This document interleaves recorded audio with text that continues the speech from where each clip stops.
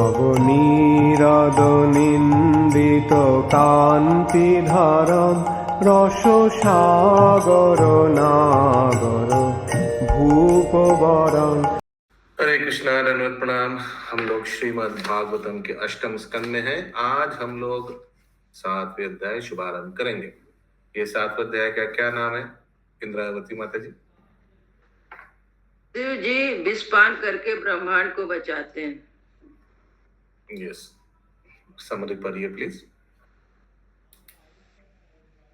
7वें अध्याय का सारांश इस प्रकार है, जैसे कि इस अध्याय में वर्णन किया गया है।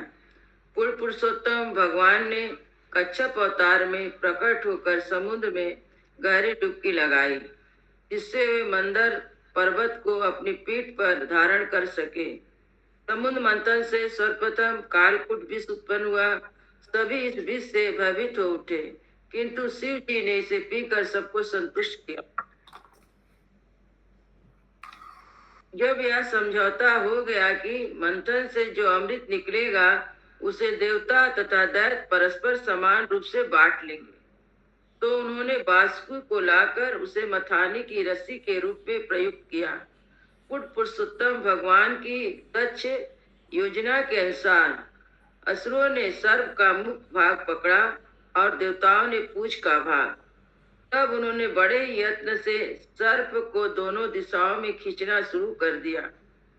क्योंकि मंदर पर्वत के रूप में प्रयुक्त मथानी अत्यंत भारी थी और जल के भीतर किसी आधार पर टिकी हुई नहीं थी, अतः वह जल में डूब गई और इस तरह देवताओं तथा असुरों का पराक्रम व्यर्थ हो गया। तब पूर्ण पुरुषोत्तम भगवान कच्छप रूप में प्रकट हुए और उन्होंने मंदर पर्वत को अपनी पीठ पर आधार दिया। फिर तो मंथन बड़ी तेजी से चालू हो गया। मंथन के परिणाम स्वरूप प्रचुर मात्रा में विष उत्पन्न हुआ। तब प्रजापतियों ने देखा कि उन्हें बचाने वाला कोई नहीं है, तो उन्होंने शिव जी के पास जाकर उनकी पूरी तरह सत्यनिष्ठा से स्तुति की। शिव जी आशुतोष कहलाते हैं, क्योंकि वे भक्त पर अत्यधिक और जल्दी प्रसन्न हो जाते हैं। अतः उन्होंने मंथन से उत्पन्न सारे विष को पी जाना तुरंत स्वीकार कर लिया। जब शिव जी ने विष पान कर लिया तो देवी दुर्गा अर्थात शिव जी की पत्नी भवानी तनिक भी विचलित नहीं हुई, क्योंकि उन्हें शिव जी के सामर्थ्य का पता था। निस्संदेह उन्होंने समझौते पर अपनी प्रसन्नता व्यक्त की। तब शिव जी ने सर्वव्यापी विनाशकारी विष को अपनी हथेली पर एकत्र किया और वे उसे पी गए। इस विष के पी जाने से उनकी गर्दन नीली नीली सी हो गई। विष का थोड़ा सा अंश उनकी हथेली से भूमि पर गिरा। इस विष के कारण विषैले सांप, बिच्छू, विषैले पौधे तथा अन्य सारी विषैली वस्तुएं संसार में पाई जाती हैं।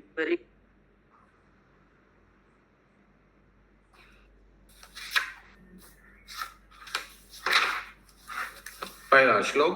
श्री शुकवाच। श्री शुकवाच। एक जन ते नागराजम आमंत्र्य फलभागेन वासुकिं परिवीय गिरौ तस्मिन् नेत्रमब्धिं मुदान्विता अरे भीरे सुरायत्ता अमृतार्थे कुरुद्वयः।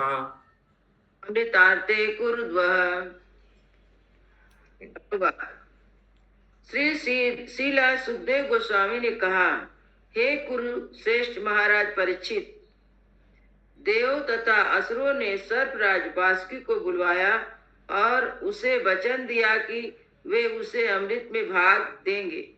उन्होंने बासुकी को मंदर पर्वत के चारों ओर मथनी की रस्सी की भांति लपेट दिया और क्षीर सागर के मंथन द्वारा अमृत उत्पन्न करने वाली बड़ी प्रसन्नता पूर्वक प्रयत्न किया। 2 नंबर। हरिपुरस ताज जाग्रे पूर्वं देवस्ततो भवान्। पूर्वम देवम ततो भवन। हम्म, अनुवाद। भगवान अजित ने सर्प के अगले हिस्से को पकड़ लिया और तब सारे देवताओं ने उनके पीछे होकर उसे पकड़ लिया। तन्निच्छन्दैत्यपतयो तन्निच्छन् दैत्यपतयो महापुरुष चेष्टितान् महापुरुष चेषितम् नाग्निमो वयं पुच्छम् नागृहो वयं पुच्छम् अहिरङ्गममङ्गलम् अहिरंगम मंगलम। बद्धाय य श्रुता सम्पन्न स्वाध्याय सुता संपन्न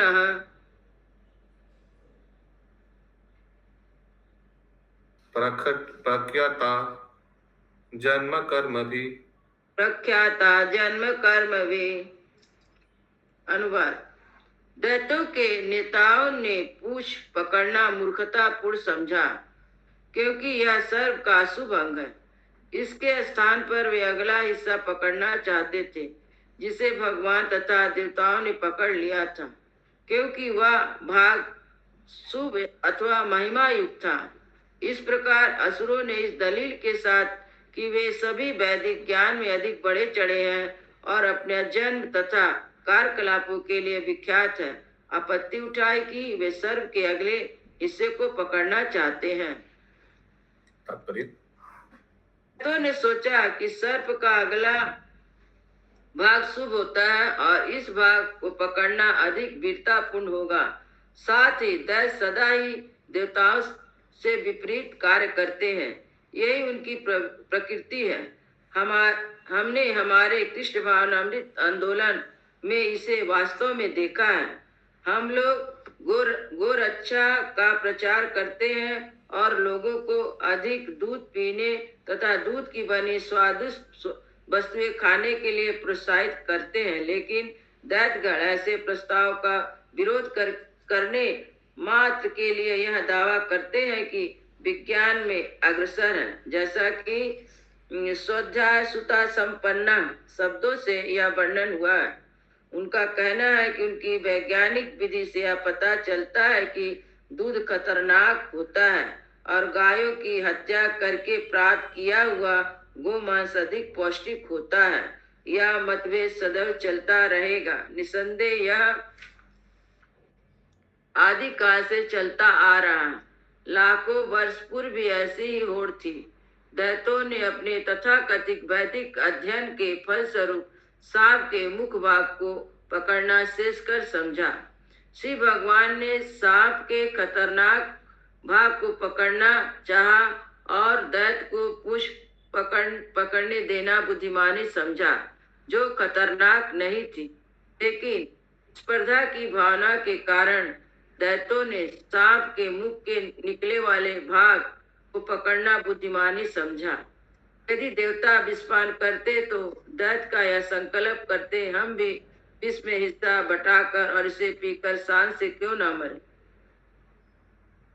श्रद्धायुता संपन्ना प्रख्याता जन्म कर्म भी शब्दों से एक दूसरा प्रश्न उठ सकता है।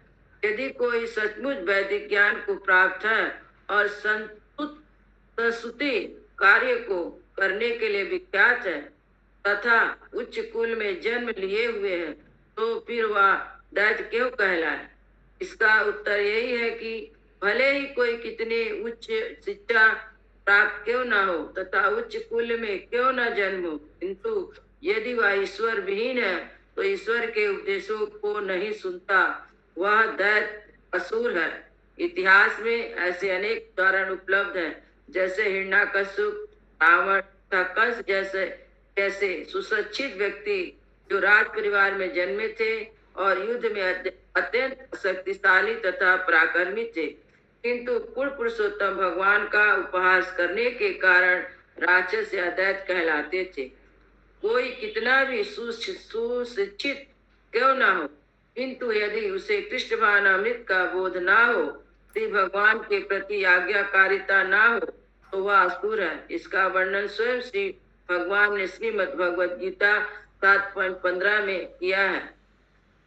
नामा दुष्कृतो मूढ़ा प्रपद्यन्ते नराधमाः माया मायाया अपृतं ज्ञान आसुरं भावम् आश्रिताः।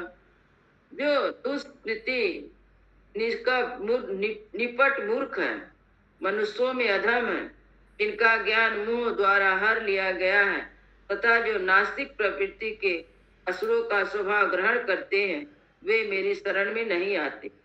आश्रम भावम ईश्वर के अस्तित्व को या उनके दिव्य उपदेशों को ना स्वीकार करने का सूचक है। श्रीमद् भगवद गीता साक्षात पूर्ण पुरुषोत्तम भगवान द्वारा दिए गए दिव्य उपदेशों से युक्त है, किंतु असुरगण इन उपदेशों को प्रत्यक्ष स्वीकार न करने की बजाय मनमाने ढंग से टिकाए करते हैं, सबको भ्रमित करते हैं। इससे स्वयं उन्हें कोई लाभ नहीं मिलता। अतः मनुष्य को चाहिए कि आसुरी ईश्वर विहीन व्यक्तियों से सचेत रहे।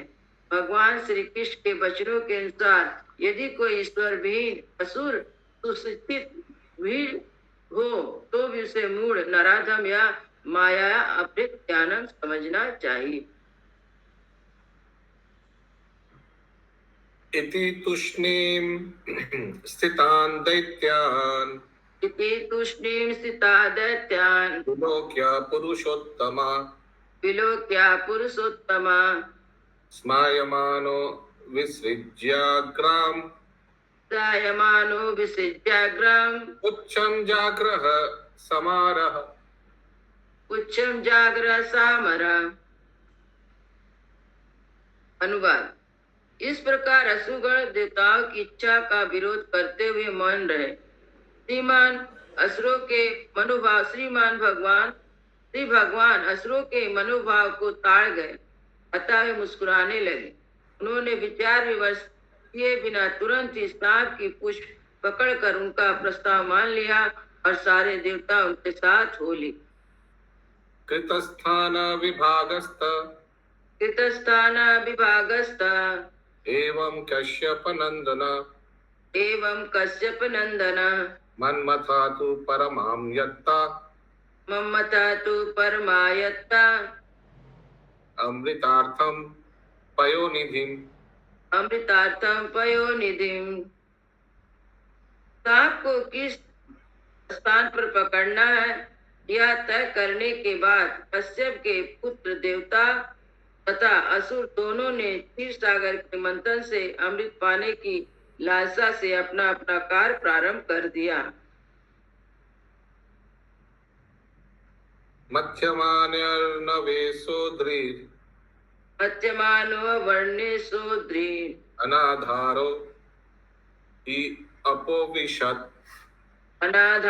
हि अपोविशद द्रियमानोऽपि बलिभिः गौरवात् पांडुनंदन।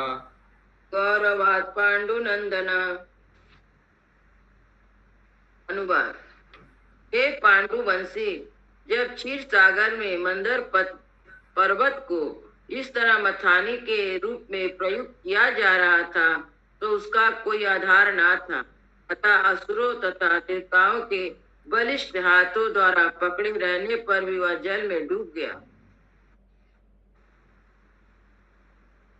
ते सुनिर्विन्ना मनसा परिम्लाना मुखाश्रिया आसन स्वपौरुषेणास्ते आसन स्वपौरुषे नष्टे देवेनाति बलीयसा। अनुवाद। क्योंकि पर्वत देवी शक्ति से डूबा था अतः देवता तथा असुरगण निराश से उनके चेहरे मुरझाए से प्रतीत होते थे। विलोक्ष विघ्ने निषविद्धिं तदेश्वरो विलोक विघ्नेश विद्धि तदेश्वरो तुरंत वीर्यो वितथाभिसन्धि कृत्वा वपु कच्छपम् अद्भुतं महत् कृत्वा बपुकच्छप अद्भुतं महत् प्रविश्यतोऽयं गिरिमुज्जहारा। प्रविश्यतोऽयं गिरिमुज्जहार। भगवत इच्छा से जैसी स्थिति उत्पन्न हो गई थी, उसे देखकर असीम शक्तिशाली एवं अच्युत संकल्प करने वाले श्री भगवान ने कछुए का अद्भुत रूप धारण किया और जल में प्रविष्ट होकर विशाल मंदर पर्वत को उठा लिया। तात्पर्य यहाँ इसका प्रमाण है कि पूर्ण पुरुषोत्तम भगवान हर वस्तु के परम नियंता है। जैसा हम पहले वर्णन कर चुके हैं, मनुष्य की दो श्रेणियां होती है, असुर और तथा देवता, किंतु इनमें से कोई भी परम शक्तिशाली नहीं होता। हर एक व्यक्ति का यह अनुभव है कि हम पर परम शक्ति द्वारा व्यवधान डाले जाते हैं। असुरगण इन व्यवधानों को मात्र एक संयोग मानते हैं, किंतु भक्तगण इन्हें परम नियंता के कार्य के रूप में स्वीकार करते हैं। अतः जब उन्हें व्यवधानों का सामना करना पड़ता है, वे पूर्ण पुरुषोत्तम भगवान से प्रार्थना करते हैं, तते अनुकंपाम सुसमीक्षण ठीक से ततेनुकंपां सुसमीक्षमाणो भुजान एवात्मकृतं पिबाकम्।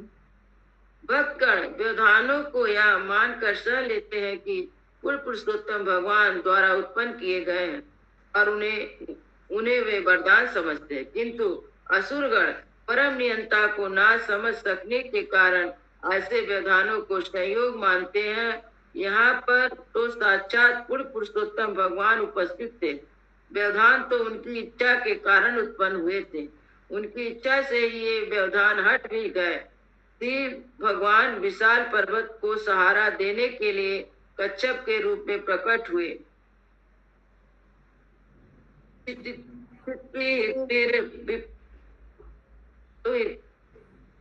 पढ़िए प्रभु जी, राग नहीं आता।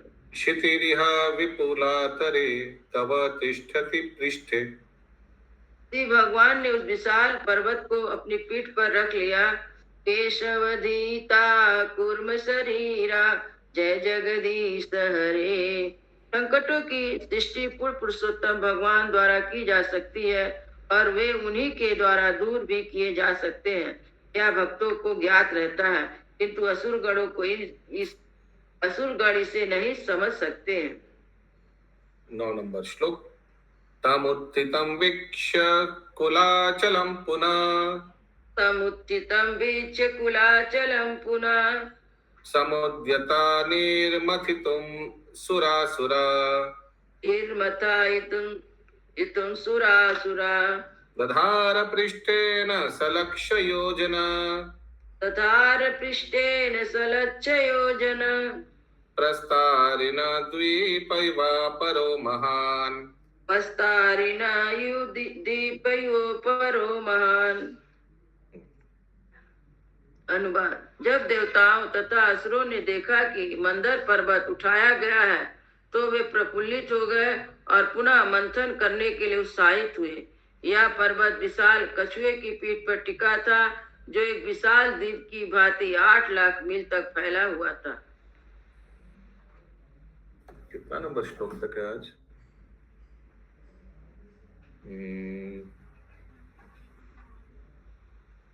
11 तक है। ओके, 10 नंबर श्लोक।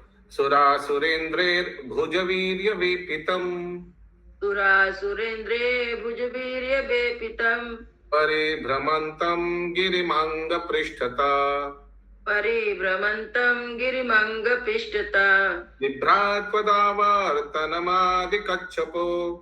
बिभ्राततावर्तनमादिकच्छपो। मेनेऽङ्गकन्दूयनम् अप्रमेय। मेनेन कंडून्य अप्रमेय। अनुवाद। हे राजन, जब देवताओं तथा असुरों ने अपने बाहुबल से अद्भुत कछुए की पीठ पर स्थित मंदर पर्वत को घुमा दिया, तो कछुए ने पर्वत को इस घूमने को अपना शरीर खुजलाने के साधन के रूप में अनुभव किया। इससे उन्हें अत्यंत सुखप्रद अनुभूति हुई। तात्पर्य।